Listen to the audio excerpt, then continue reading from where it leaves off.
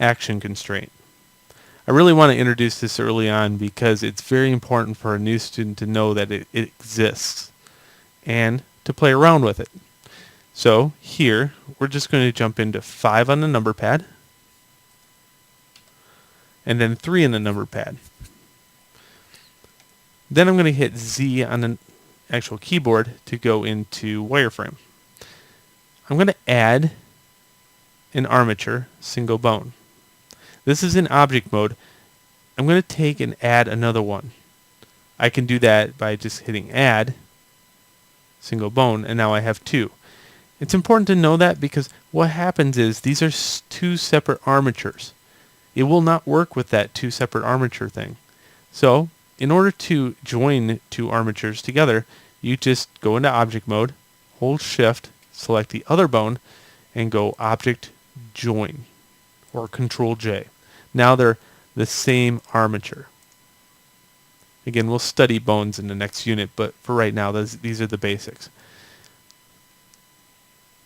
Here, I can name bones. To see which one these are, we can go into pose mode. I can click on this bone, it has a name. I can click on this one, it has a different name. This one is going to be called my driven. And in pose mode, we're going to click on the other one, and this one's going to be called driver. Driver is going to run driven. Okay, and we can put driver anywhere we want. We can put it over here. In fact, we can just put it offset from that one just to show how this works. Now, driver has a place in the universe, and I don't know where that's at. But if I hit N, I can see that it's starting out a -1. Okay, that's where it's at in the universe. And if I drag it up and down, I can see that that number changes. So if I wanted to, I could start it out here, not quite at 1, but 0.080. Alright, so hit N. Just kind of remember that number. You can always hit N and get back to it. We're now going to introduce you to a thing called the dope sheet. Dope sheet's very important. I think we'll cover it more in depth later, but for right now, how to get to it is right-click, split area. And then down below, I'm going to say dope sheet. In dope sheet, we have a thing called actions. Okay. If you click here, we have action editor.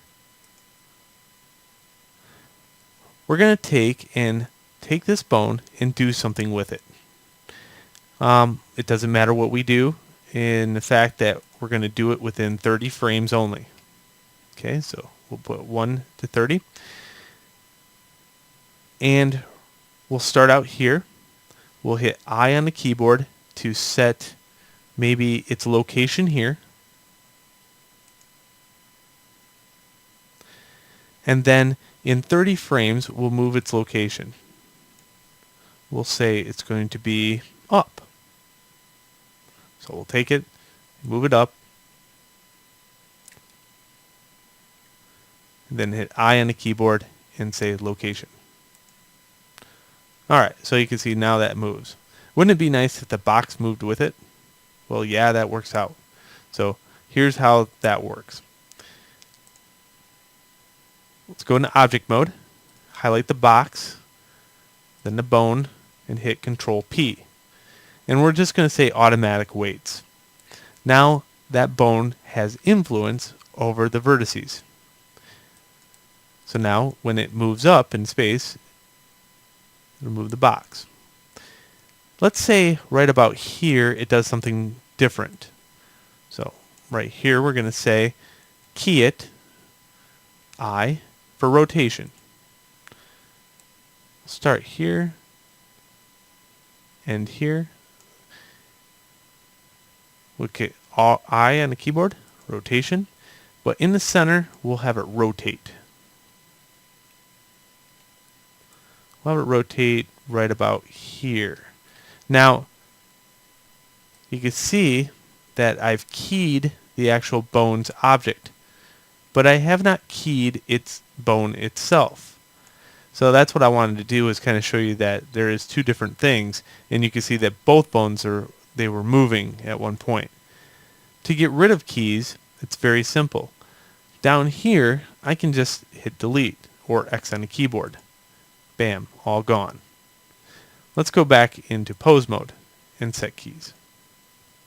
In this case, when I move this one up, it just moved that one and not the other one. That's important. Alright, let's start over. Now that we know how to get rid of keys in the dope sheet, we can go here and hit I. And this time maybe we'll do location and rotation at the same time. Okay, we'll page over. Again, I, location, rotation. And this time, go right about here. And just right about here, what we're going to do is take it and then rotate it. And we'll rotate it right about here. Again, I, location, rotation. So now you can see it goes up and it rotates in 30 frames and then goes back down. Ooh, something really stupid, but hey, it gets you started. Alright, now, have I lost you yet? Well, in most cases I'll lose a lot of people because this is pretty boring at first until you see practical use of it. But what we're going to do is name this action something else. We're going to call it up. Okay, that's the action. Alright, so now what we're going to do is take it and get rid of it. So why would we want to do that? We just made it. Well, we need to get it off of this bone. So to get rid of it, we can just go like this. Is it gone? No, it's right here still. It just has a 0 in front of it, meaning it hasn't been assigned to anything. Okay, let's add a constraint. Let's go over here, bone constraint. Let's go to action. And the action, the target is going to be what? Well, it's going to be this armature. And it's going to be a specific bone in the armature. It's going to be the driver. Okay, the driver is down here. When the driver moves around, it's going to launch something. It's going to launch up. How is it going to launch it? Well, it's going to launch it based upon me changing it in Y. Confused yet? It has 30 frames. 1 to 30.